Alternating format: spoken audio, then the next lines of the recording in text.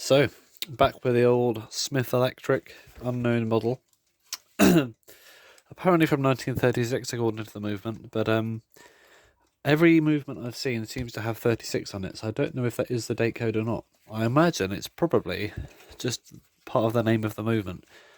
So maybe we'll find a date code somewhere else inside. Maybe it will be undated, but it's definitely from between about 36 to 40s probably. So that's I appear to have accidentally reassembled it since the last time, so I'm just going to quickly get it apart again, and I'll be back with you. Oh, there's blood pouring out my foot, but we don't mind. Yeah, with this disassembly, I'll need to pay very close attention, because although I've got this film that I'm recording, it'll be nice to have some kind of memory of what I'm doing whilst I'm disassembling it, so I can put it back together properly, because I've not worked on one of these before, ever. It doesn't look particularly complicated, but I'm sure there's still places where I could slip up if I don't have the right memory. So I'll zoom you in, or zoom myself in rather, for the future, and we'll begin. Now, I didn't mention this last time, I don't think, but the rotor in this is, unless it's on some kind of locked state, which I don't really think that's a thing, it's completely seized. The rotor in there is not budging 1 million. So I think that is something that will definitely need to be addressed. Hopefully I'll get down to the rotor in this video and not be fumbling around with the rest of this. So, let's get a nice square shot of it, and I'll just start by taking this little cock. I believe it's got a cock, where it's a bridge that's only got one attachment point. I'll take that off there, and we've already lost it. No. And that is held in by a small brass screw. Needs a clean. Put it over there. And that holds on. Okay, we got the hour wheel. We got this one here, which is the minute wheel, I assume. Okay. And then we got this here, which is another wheel. Is this what drives it? No, it's not. I don't know what this wheel's for. Must serve some kind of purpose. Oh, that's for the setting knob. That's an intermediate wheel just to set the time. So there's another brass screw with a little washer on there. And then we got this thingy-me-bob. Then we got this one under that. Make notes of this, everyone. Then we got this wheel, which is actually like shaftless. And then we have the cannon pinion, which I don't think I'll need to take off, hopefully. But then we got this here, which is a weird silver thing. Does this come out? Is that? Oh, that's a bearing for the rotor. Okay. Well, hopefully now we can get down to the nitty-gritty and just start. Get a better screwdriver first of all.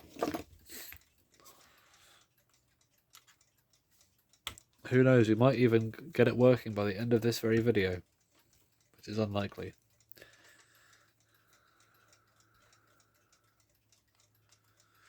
It's going to be at least 2 parts, because I need to clean all the parts.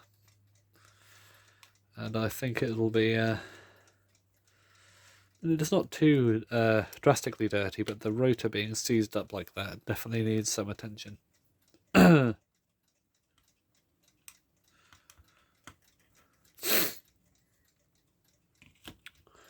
So the code inside says BM736, by the way. I believe BM7 is the code for the type of movement. 36, I'm not sure what that means quite yet. Maybe it is from 1936. It would make sense if it was, but I wouldn't be surprised if it wasn't. Because date codes in clocks always seem to be super cryptic. So we have inside some stuff going on, but then we also have this. This is the back of the bit I just took off. Very thick, chunky brass. We got this center wheel here with a spring on it. I'll leave that on there, but then we got this, which I think should probably come out. So we got a little silver disc caked in dirt. That's one of the reasons for the rotor not moving.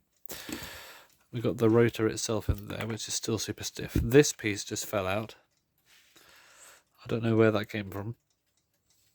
It comes from somewhere. I don't know exactly where. We'll have to figure that out when we put it back together. We've got this one. Actually, why don't we figure it out now? That's a good idea.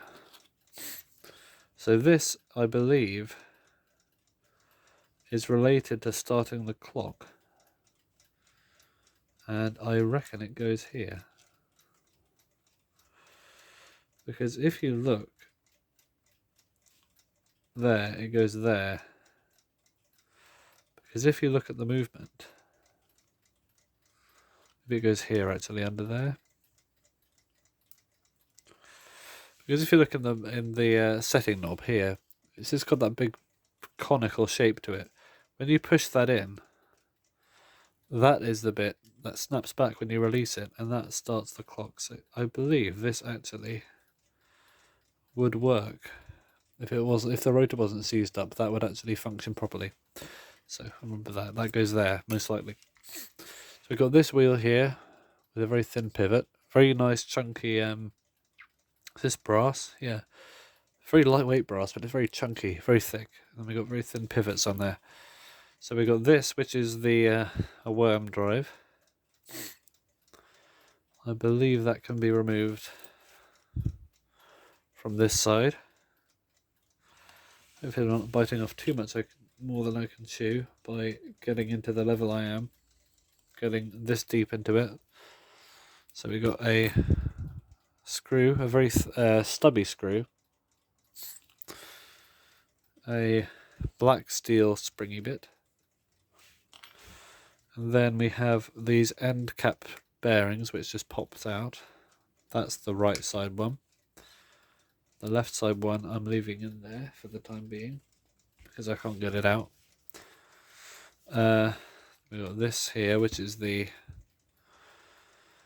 worm drive. Okay. Don't know if this needs to come apart or not, I doubt it. But then the rotor here, this should spin freely, but this is completely seized up. Literally, this is the most seized up rotor I've ever seen. So can we, first of all, let me get this off.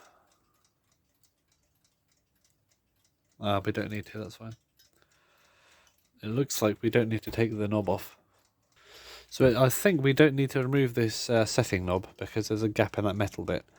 And I don't trust myself with pulling a Bakelite knob off the end of the shaft. So hopefully, just by unscrewing these 3 bolts, we might be getting somewhere. Okay, they're coming out. I think this is some kind of oiling port, but it's so seized on there as well. Maybe by soaking it in some penetrating fluid, we can resolve our issue.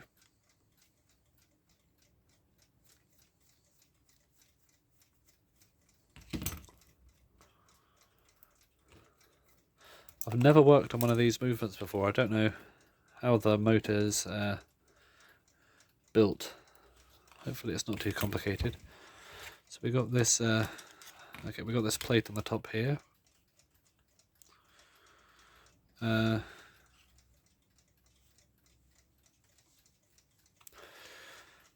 250 just means 200 volts, 50 cycles. I believe that. Okay, this is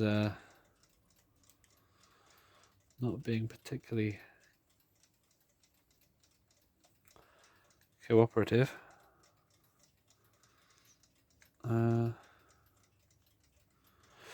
Maybe we need to get this off there. See there, I think this brass collar is preventing me from getting that off there, so up the collar comes, hopefully. There we go. Now we should be able to take this off here. Hopefully. And then, if it actually does want to come off. Oh my god, the rotor. That is not very pleasant.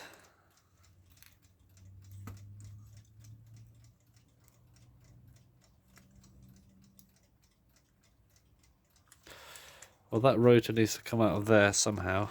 It's all full of weird blue powdery corrosion. It's probably very toxic.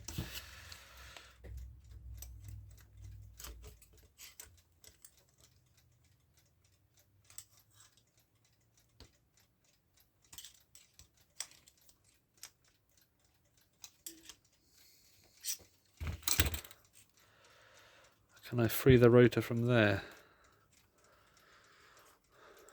From that weird abyss of blue. Yes. Whew. Okay, whatever that is going to have to go. The rotor needs a thorough look at and a clean. That is rust and corrosion and blue weird stuff on there. I wonder it wasn't spinning. The coil looks okay.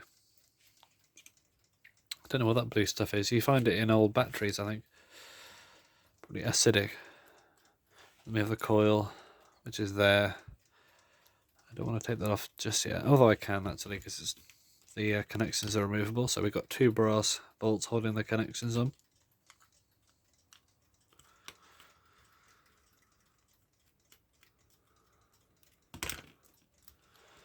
Alright, that, and then I'll see if I can deal with that weird blue stuff before we start the next part of the series.